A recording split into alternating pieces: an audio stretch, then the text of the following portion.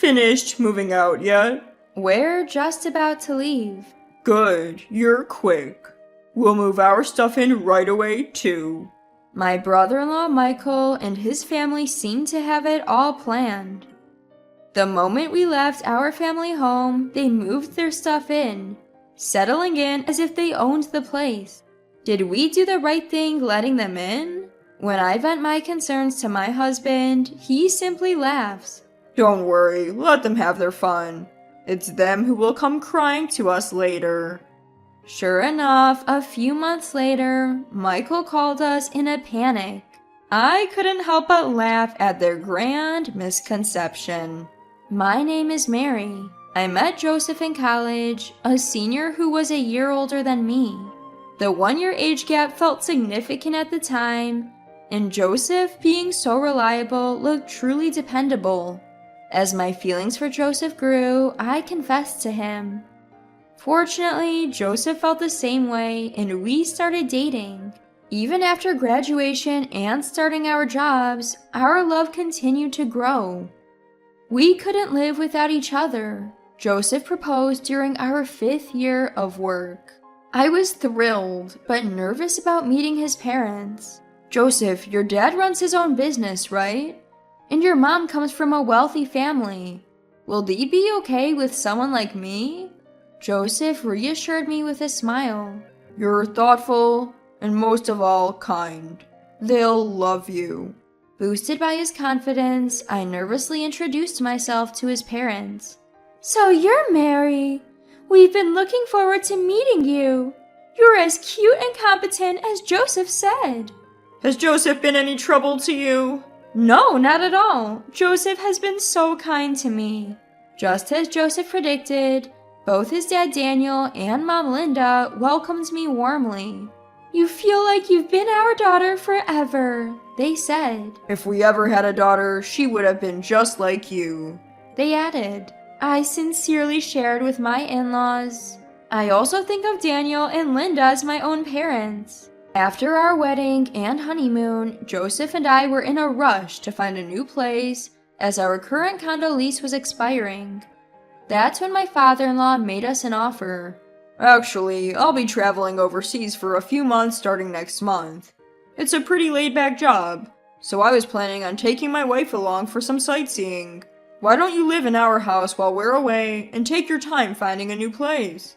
Really? That would be amazing. For us, struggling to find a good property, it was an offer we couldn't refuse. If you don't find a place you like, you can continue living here. I didn't miss the words of my mother-in-law, spoken with a hint of reserve. I'd be so happy if we could. Is that really okay? Are you sure you're all right with that, Mary? Living with your mother-in-law and all? I think of you, Linda, as a real mother, not just my mother-in-law. Joseph's family home is quite a mansion with multiple rooms. Although not built for 2 families, it's more than spacious, with guest restrooms and 2 bathrooms. There's only 1 kitchen, but it was easier for me to alternate cooking for 4 people with my mother-in-law than preparing meals just for the 2 of us. We had a good relationship with my in-laws, so there were only benefits to living with them. We gratefully accepted their offer and started our new life in Joseph's family home. After we moved, they hosted a housewarming party and invited all the relatives. You're the guest of honor, just sit and enjoy, my mother-in-law told me, but I found it equally enjoyable to hear stories from relatives I usually don't get to see.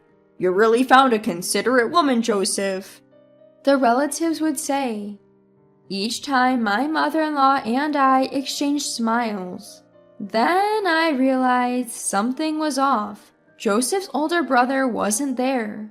Joseph is the 2nd son, and he has an older brother named Michael, 2 years his senior. While most of the relatives showed up, Michael and his wife were noticeably absent. Daniel, where are Michael and his wife today? I asked my father-in-law.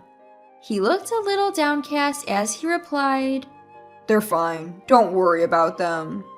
When I looked puzzled, my mother-in-law elaborated, Michael used to always come to these things, but ever since he married Jessica, he's been distant. I had heard from Joseph that his mom always favored the eldest son, and she seemed to greatly dislike Jessica for changing her beloved son. In the end, Michael and his wife never showed up that day. Joseph and I sent a moving in greeting letter to their home afterward. A few days later, I received a phone call from Michael. Is Joseph there? His voice was curt. Ah, Michael, Joseph is at work today. Can I take a message? You're Joseph's wife, right, Mary? Yes, it's been a while. Why are you two living in the family home? Huh? This is a moving notice. The new address is my parents' house, isn't it? Yeah, well, Daniel and the others recommended it, so we've been graciously living here. When I heard about your housewarming, I thought how audacious you were to use my parents' house. But I never thought you'd actually be living there. You've got some nerve. It was clear Michael didn't like that we were living at his parents' home. Phone calls aren't cutting it. I'm coming over this weekend to talk. Daniel will be away scouting for an overseas trip next weekend. I don't care about Dad. I need to talk with you and Joseph. Well, Joseph might be busy with work too. Seriously? Then you'll do. And so Michael came to our home the next weekend. Mother-in-law seemed delighted to see her son after such a long time. Mom, you're here too? Of course! I've been looking forward to seeing you, Michael. I'll be heading to Dad's next week, so I'm glad we could meet. Oh yeah, I heard Dad got a job overseas. Michael said this with disinterest and glared at me. Since your eldest son is here, how about making some coffee? Oh, sorry. As I hurried to make the coffee, Michael sneered. Just coffee, no snacks. You really don't get it. Usually you serve sweets too. Sorry. As I rushed to get some snacks, Michael stopped me. You're not planning on using store-bought snacks, are you? Get some cake from that place downtown. Remember that for next time. Mother-in-law seemed pleased with her eldest son's visit and didn't offer any help. Mary, could you go get some? Michael has always loved their cakes. It seems mother-in-law wasn't on my side here either. All right. As I prepared to go shopping, Michael had another demand. For dinner, make me a hamburger steak. Use demi-glaze sauce. And don't you dare buy store-made sauce. You're staying for dinner too? You got a problem with that? It's your duty as my brother's wife to entertain me. I went shopping and immediately started preparing dinner. Even though he said he wanted to talk, I had no time for conversation as I got wrapped up in Michael's whims.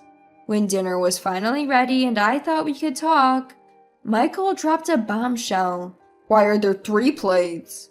Because Linda will be eating too, right? If Mom's here, it's obvious she's eating. The only one who's in the way is you. In the way? Yeah, I want to have a quiet dinner with Mom. There's no seat for you. You can't be serious. After making me prepare the meal, Michael kicked me out of the house. I ended up eating alone outside, then came back when I thought the coast was clear. Shouldn't we talk now? I finally broached the subject with Michael, who nonchalantly replied, That talk is unnecessary now. What do you mean? Jessica and I have decided to live in this house. You and Joseph will have to leave. What? We've already moved in. Don't you think it's better for me, the eldest son, to stay in this house, Mom? My mother-in-law looked regretful as she spoke to me. Mary, I apologize, but Michael finally seems to be stepping up as the eldest son. It would give me peace of mind if he stayed here. Upon hearing his mom's words, Michael grinned smugly. See, even Mom agrees with me, ha ha ha. So get your stuff packed and move out. Michael said this and left in a good mood. Caught off guard, I was alone in the bathroom when Joseph finally came home from work. What's wrong, Mary? I relayed what Michael had told me. Michael said that? I can't believe he'd treat you so poorly. Joseph was furious and reported the situation to his father overseas. After talking to his father, Joseph said to me, I'm sorry you had to go through this. Let's move out and live on our own. Encouraged by Joseph, I started packing our belongings. Just when we were about to leave, Michael called. Are you done moving? We're about to leave.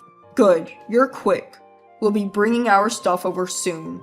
As soon as we left, Michael and his family moved their belongings into the house, acting as if it were their own. Did we make the right choice? Seeing Michael and Jessica do as they please, I couldn't help but complain to Joseph. Don't worry about it. Let them do what they want. They'll be the ones regretting it later.